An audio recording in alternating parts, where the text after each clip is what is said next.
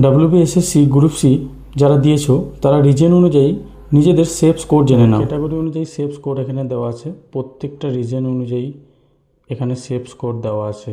যেমন যদি আমরা দেখি যে unreserved U R male female 57 to 58 eastern রিজনে, only female unreserved 56 to 57, OBC A ও B male female both 56 to 57, OBC is only female 55, SC 52 to 54, ST ক্যাটাগরির 50 to 52 এবং EWS এ 48 to 50 এবং প্রত্যেকটা রিজনের ভ্যাকেন্সিও এখানে নিচে দেওয়া আছে, তোমরা সব কিছু দেখতে পারো।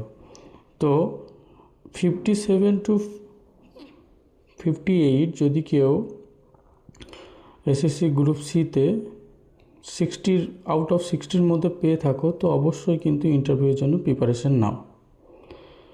এবং SC ক্যাটাগরির 52 to 54 যদি 60 আউট অফ 60 মধ্যে কেউ পেয়ে থাকো তাহলে অবশ্যই কিন্তু ইন্টারভিউয়ের জন্য প্রিপারেশন নাও। আর ভিডিওটি ভালো লাগলে অবশ্যই চ্যানেলটিকে সাবস্ক্রাইব করো এবং একটি লাইক করো।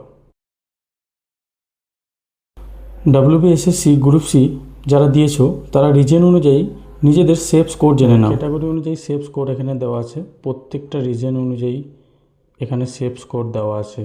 যেমন যদি আমরা দেখি যে unreserved U R male female 57 to 58 eastern রিজনে, only female unreserved 56 to 57, OBC A ও B male female both 56 to 57, OBC is only female 55, SC 52 to 54, ST ক্যাটাগরির 50 to 52 এবং EWS এ 48 to 50 এবং প্রত্যেকটা রিজনের ভ্যাকেন্সিও এখানে নিচে দেওয়া আছে, তোমরা সব কিছু দেখতে পারো।